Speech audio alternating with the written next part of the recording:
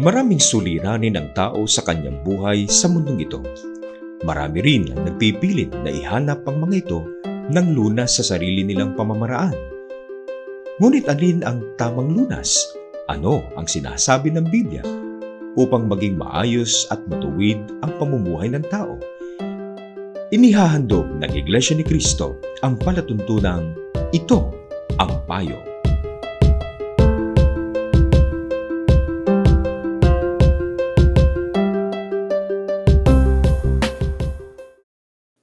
Kumusta na po kayong mga giliw naming taga-subaybay? Ito po ang palatuntunang Ito ang Payo at ako ang kapatid na Arnel Solano. Kung kayo po ay mapapansinin, makikita po nating matindi ang mga nangyayari na atin pong nasasaksihang nagaganap sa iba't ibang panig ng mundo. Ang isa po sa may tuturing na may pinakamalaking impact na nangyari at patuloy pang nangyayari ay ang pagkakaroon ng pandemya, dulot niyang sakit na kung tawagin nila ay COVID-19. Marami ang na-paralyze niyan, di ba? Ekonomiya, takbo ng buhay, pati pag-aaral ng mga bata. Idagdag pa natin dyan yung mga kalamidad na nagaganap gaya ng bagyo, lindol, pagbaha, pagsabog ng bulkan, at iba't iba pa. Nariyan pa ang kagutom na pinangangambahang lalong lulubha dahil nga po sa nagaganap na pandemya ngayon. Ang isa po sa mga tanong na umuukil-kil sa isip ng marami ay, bakit kaya nangyayari ang mga bagay na ito sa mundo?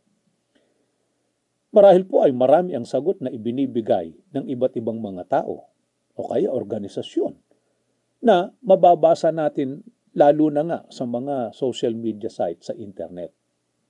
Pero, gaya po ng dati, ang pinakamahalagang sangguniin natin ay walang iba kundi ang banal na kasulatan. Sapagkat ang Biblia po, ang aklat na kinasusulatan ng mga salita ng ating Panginoong Diyos at ang Biblia ay absoluto at hindi batay po sa opinyon o obserbasyon lang ng tao ang nakasulat. Kaya simulan natin ang ating pag-aaral ayon sa Biblia. Ano po ang inihahayag o nais na ipabatid sa atin ng mga nangyayari ngayon dito po sa daigdig? Pakinggan po ninyo, magsisimula tayong bumasa dito po sa Lucas, sa 21, sa 10, 11 hanggang 12, at 27 pa. Pagkatapos ay sinabi niya sa kanila, ang bansa ay mag-aalsa laban sa bansa, at ang kaharian laban sa kaharian, at magkakaroon ng malalakas at matitinding mga paglindol, at sa iba't ibang mga dako ng pagkakagutom at mga salot, mga peste, nakamamatay at nakahahawa o mabilis na lumalaganap ng mga sakit, na kumikitil ng buhay at ganap na lumuluray, at magkakaroon ng mga nakatatakot na pangyayari at mga dakilang tanda mula sa langit. At makikita nila ang anak ng tao na dumarating sa ulap, na may dakilang higit sa mailalarawan at napupuspos na kapangyarihan, at ng lahat ng kanyang makaharing kalwalhatian, kamahalan, at kaningningan. Napansin po ninyo ang mga binabanggit dito sa talatang ating binasa? Ang sabi ay mag-aalsaan niya ang bansa laban sa bansa at ang kaharian laban sa kaharian. Yan ay tumutukoy sa pagkakaroon ng digmaan. Magkakaroon niya ng malalakas at matitinding mga paglindol. Ganun din ang pagkakagutom sa iba't ibang mga dako.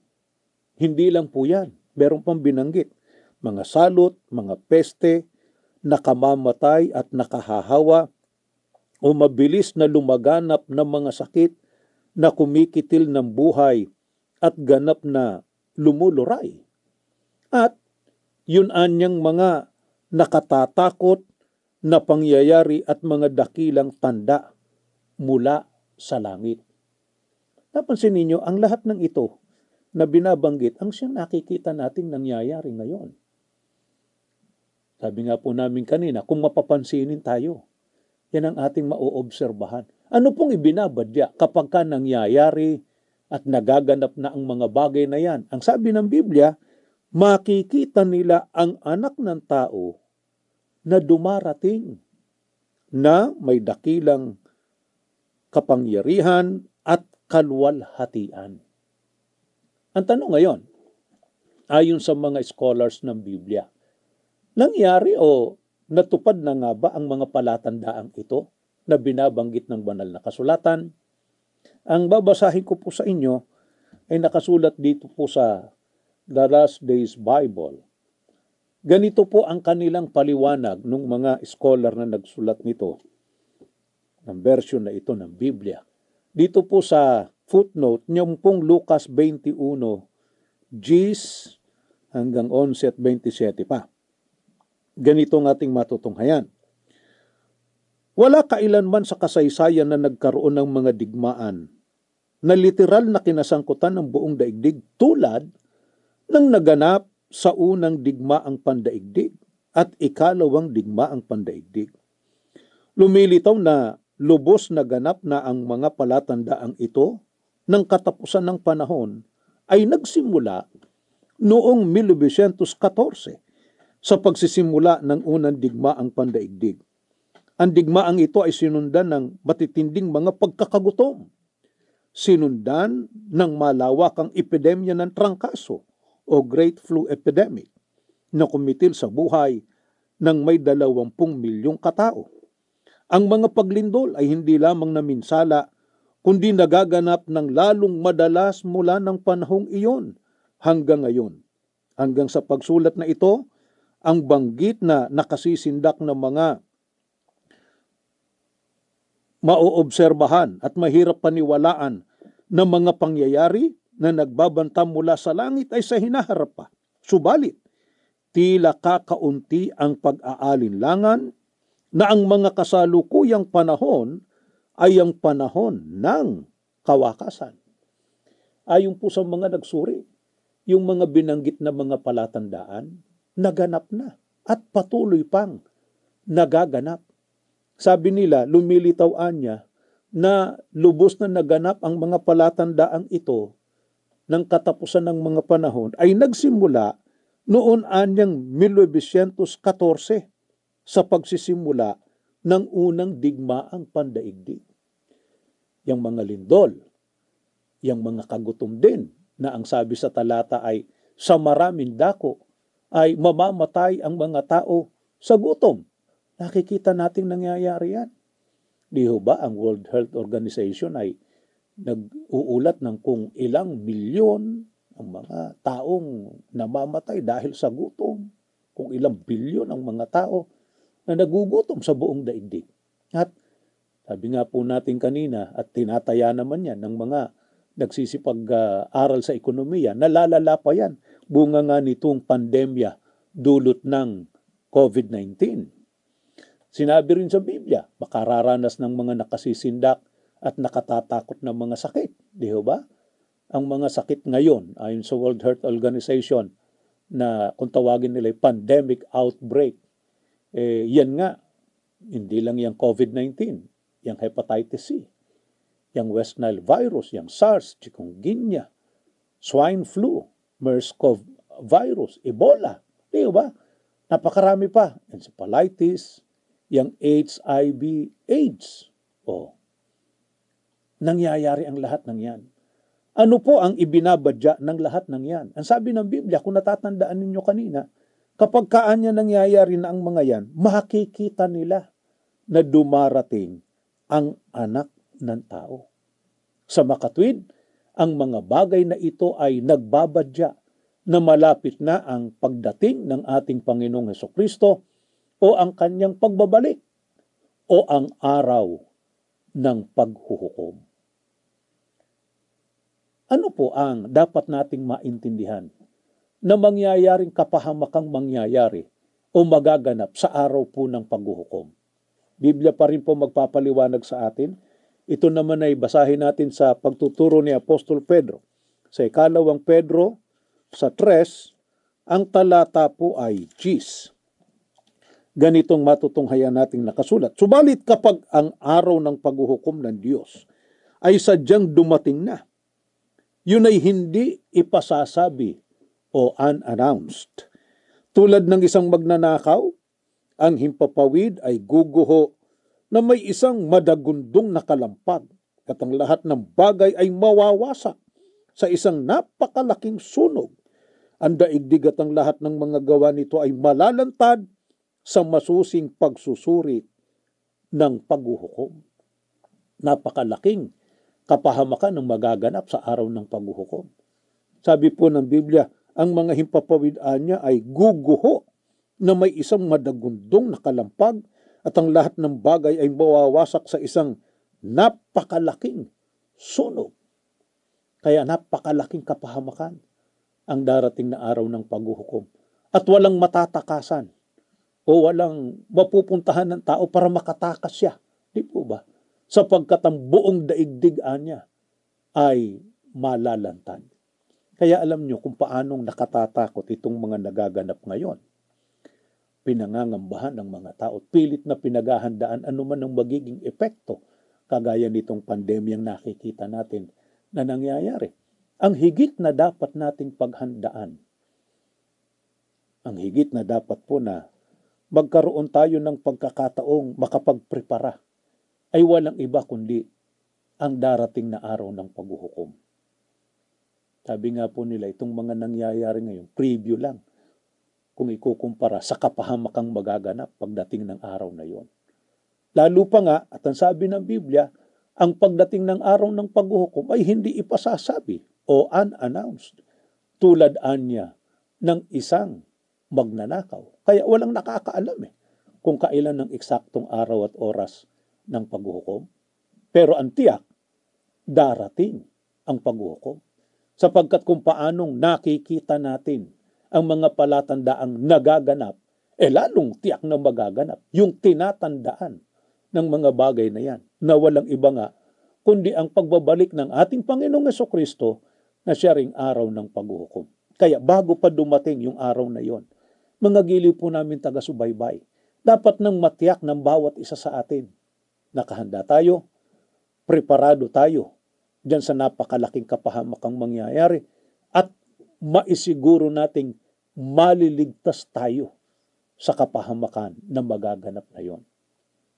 Meron bang paraan na itinuturo ang Biblia na dapat po nating gawin bago dumating ang araw ng paghuhukom para anumang araw at oras dumating yon? Kung unannounced nga, walang nakakaalam maliban sa ating Panginoong Diyos. Di ba? Ready tayo. Nakahanda tayo at naisiguro natin ang kaligtasan. Pakinggan ninyong pagtuturo ni Apostol Pablo. Dito po sa unang Timoteo, sa 2:3 hanggang 4, ganito po ang kanyang sinasabi po sa atin. Ang gayong panalangin ay tama at pinagtitibay ng Diyos na ating tagapagligtas, na ang kanyang kalooban ay dapat hanapin ng lahat ang kaligtasan at makarating sa pagkaalam ng katotohanan. Utos po ito Ang sabi ni Apostol Pablo, ang kalooban ng Diyos, ang Diyos ay may gusto kong ganon, dapat hanapin ng lahat ang kaligtasan. Pag sinabing dapat, requirement, di ba, no? At pag sinabing lahat, lahat tayo. Ano man ang ating lahi, ano man ang ating kalagayan sa lipunan, ano man ang kultura na kinagisnan, di po ba? Mga kababayan, kung gusto po nating maligtas, eto po sinasabi sa atin ng Ebanghelyo, hanapin ng lahat ang kaligtasan. Paano natin matatagpuan ang kaligtasan? Ang sabi po sa atin, nilinaw din, makarating sa pagkaalam ng katotohanan. Sa makatwid, hindi pwedeng kung ano-ano lang ang hahanapin, kung ano-ano lang ang pakikinggan. Di ba? Hindi rin pwedeng magbatay sa kuro-kuro. Hindi pwedeng magbatay sa opinyon o palapalagay ng sino mang tao. Kahit sino pa siya. Ano ang dapat? Ang dapat ay yung katotohanan itinuturo ng Ebanghelyo o ng ating Panginoong Hesukristo na maghahatid sa tao sa kaligtasan. Hindi po yung kung ano-anong nakikita sa internet. Di ba? Lalo na sa panahon natin ngayon. Ano po bang katotohanang itinuro ng ating Panginoong Hesukristo mismo? na dapat malaman ng tao at dapat masunod ng tao para ang tao ay maligtas. Pakinggan ninyong pagtuturo ng ating Panginoong Hesukristo. Dito naman po sa Juan, sa 10:7 at 9, ito po ang sinasabi niya sa atin.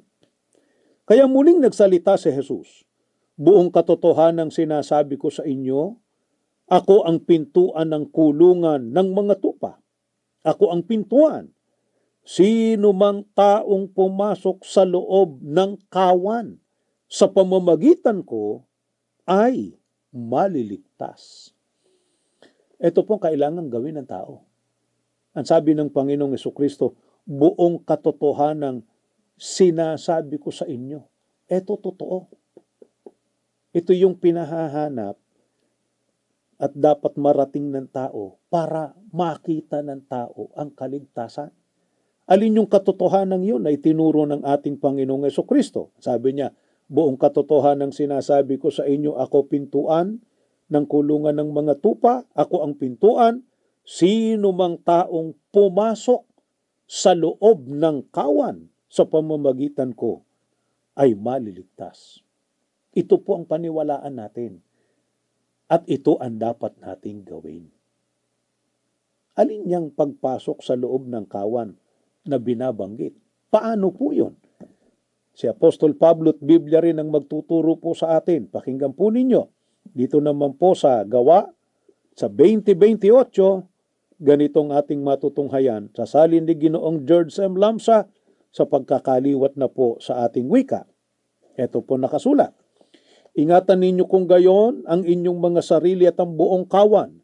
Narito'y hinirang kayo ng Espiritu Santo ng mga katiwala upang pakanin ang Iglesia ni Kristo na binili niya ng kanyang dugo. Alin po ang kawan?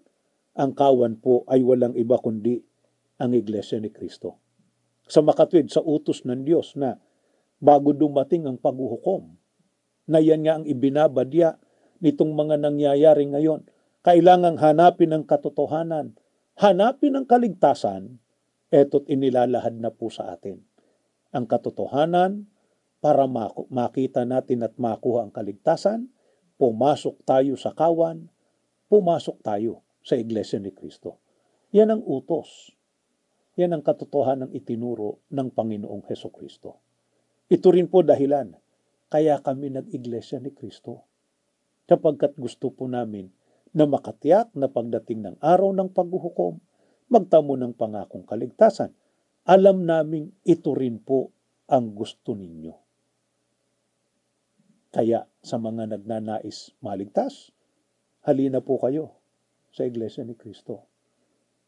Alam naming hindi agad-agad madaling tanggapin yon. Pero magpatuloy lang kayo sa pagsusuri. Kaya lagi kaming nag-iimbita. Magsuri kayo, makinig kayo sa mga aral ng Panginoong Diyos na itinuturo ng Iglesia ni Kristo.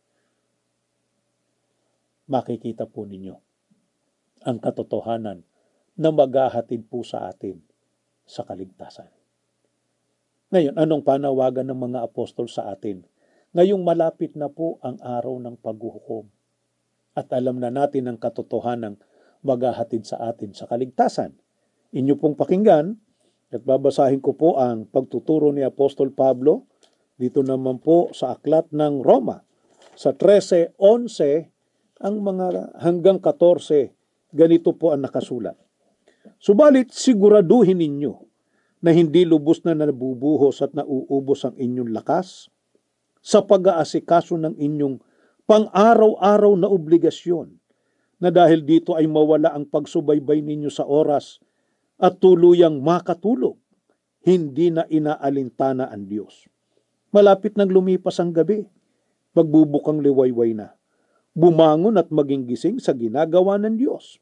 Ginagawa na ng Diyos ang mga huling pagsasaayo sa gawaing pagliligtas na sinimulan niya noong tayo unang sumampalataya. Hindi na dapat sayangin ang kahit isang sandali. Hindi dapat aksayahin itong mahahalagang oras ng liwanag sa kahangalan at pagpapakalabis sa kalayawan, sa pagtulog, sa pagkagumon, sa kasamaan, sa awayan at kasakiman. Bumangon ka sa iyong higaan at magbihis. Huwag magpalaboy-laboy o magtamad at magpatagal-tagal na o na naghihintay hanggang sa huling sandali. Mga giliw namin taga-subaybay, napansin po ba ninyo? Ano lalong nagpapatunay na talagang malapit na ang wakas? Sabi ni Apostol Pablo, ginagawa na ng Diyos ang mga huling pagsasaayos sa gawaing pagliligtas. Ano inaasahan sa atin ng Diyos ngayon? Ang sabi sa atin, huwag na nating sayangin ang nalalabing panahon sa paggawa ng mga kasalanan at sa mga pagiging tamad sa mga bagay na may kaugnayan sa ating Panginoong Diyos. Maaaring gumugugol po kayo ng panahon para magkaroon ng mabuting kinabukasan. Hindi naman po masama ang maghanap buhay. Kailangan po yan. Mag-aral, mahalaga po yan. Magtamo ng karunungan at kapangyarihan at kayamanan, wala pong labag sa utos ng Diyos na ipinagbabawal po yan, basta't ayon sa kanyang kalooban ang paraan ng pagkakaroon niyan. Yung pag-aasikaso ng mga kailangan natin sa buhay na ito, pati kailangan ng pamilya, opo, kailangan po nating harapin lahat ng yan. At halos sa araw-araw ng buhay natin, diyan nga gumugulong, di ba? Sa pag-aasikaso ng mga bagay na yan. Pero nananawagan po kami, kung inaasikaso natin ang mga bagay na yan, huwag nating papayagang mawalan tayo ng panahon at hindi natin maasikaso ang lalong mahalaga. Alin po yun? Ang pagtugon sa ibinabala ng ating Panginoong Jesucristo kanina. Na paghandaan natin ang dumarating na araw ng paghuhukom.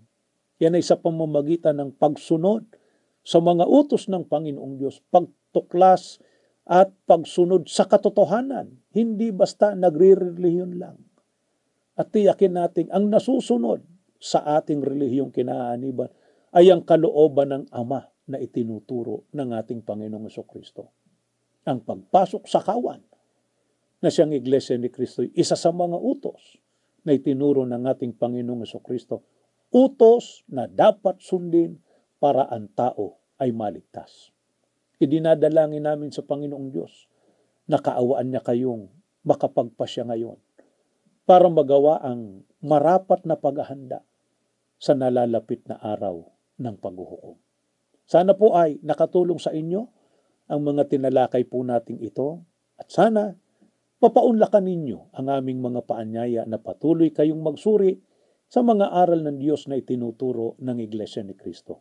Napagbigyan nyo rin po sana ang paanyaya ng aming mga kapatid na nag-iimbita sa inyo sa mga pag-aaral ng mga salita ng Diyos na itinataguyod ng Iglesia ni Kristo sa mga tahanan ng mga kapatid namin o kaya sa gusaling sambahan ng Iglesia ni Kristo na malapit sa inyong lugar, doon isinasagawa ang pag-aaral. Pagbigyan po sana ninyo ang aming imbitasyon. Meron din po kaming mga palatuntunan sa radyo, gaya nga nitong sa INC Radio, at mga programa sa telebisyon, gaya po ng sa INC TV. Meron din po kami online. Ang isa po sa mga pwede niyong i-search ay ang INC Radio YouTube channel.